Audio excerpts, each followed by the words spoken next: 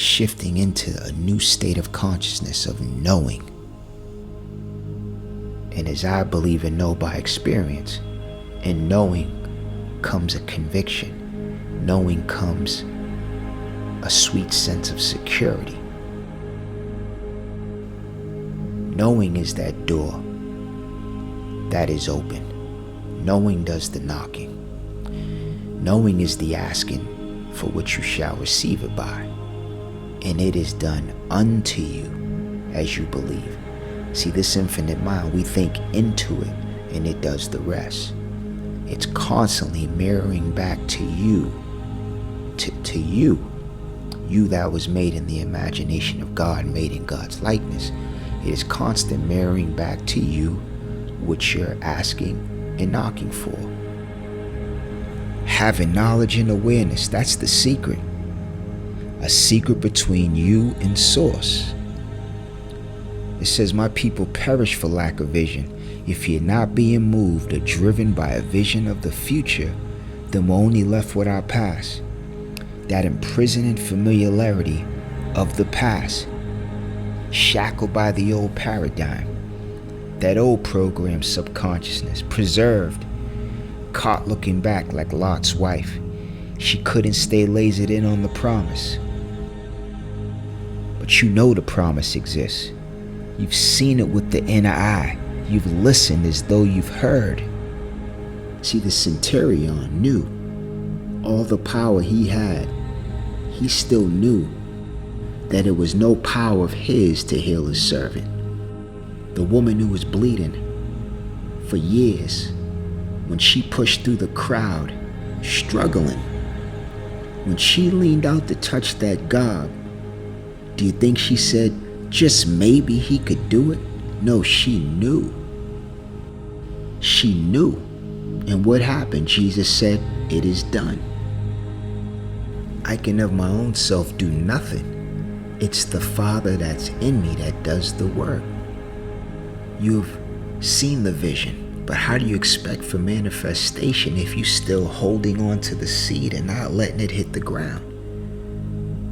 Or better yet, what farmer or gardener do you know who plants a seed, puts it in the ground, covers up with dirt, and then goes back to uncover it to see if it's sprouting every other day? That's not how it works. There's a knowing and a belief in the law, in this law and operation of growth, that once that seed is planted, you let go. You expect it to sprout. You expect to see a plant grow out of the ground. It's the Father in me that does the work. And in that there's knowing. There's a conscious contact being made. You can't be unconscious of that and expect for the vision to be clothed in flesh. There's no way that can happen. Because we're in constant contact mode. We're constantly broadcasting. We are image makers. Not being in direction of the inner speech. Not watching the inner conversation. Casting seeds all over the place. And when things grow up, surprise, surprise. That's the life of making unconscious contact. See, one thing we must grasp is that man is all imagination, and imagination is God and man.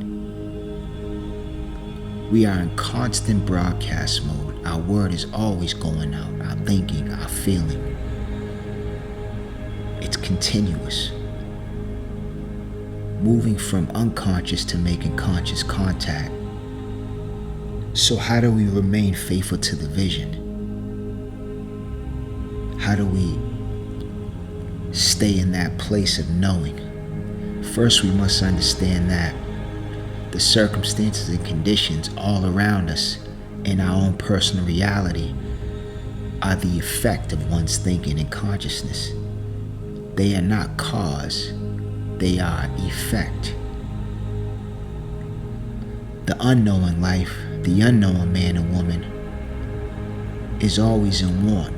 There's always yearning. There's always that, once I get the job, I'll be happy. Once I find that relationship, everything will be all good. Once I get the check, then I'll be fill in the blank. That's that idolatry. That's placing circumstances and conditions as cause, when in truth and in fact, they are all effect. And it's our thinking that's the operative center. It's our thinking that begets the phenomena of our lives. So we must remain faithful to the vision. If you can see it in your imagination, moving into the feeling of the wish fulfilled, claiming it in the present, I have it now. That's preparing yourself. That's the begetting of the phenomena of life.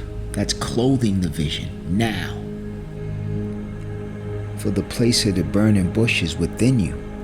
Remove your sandals from your feet. There's no buffer in between. There's no separation.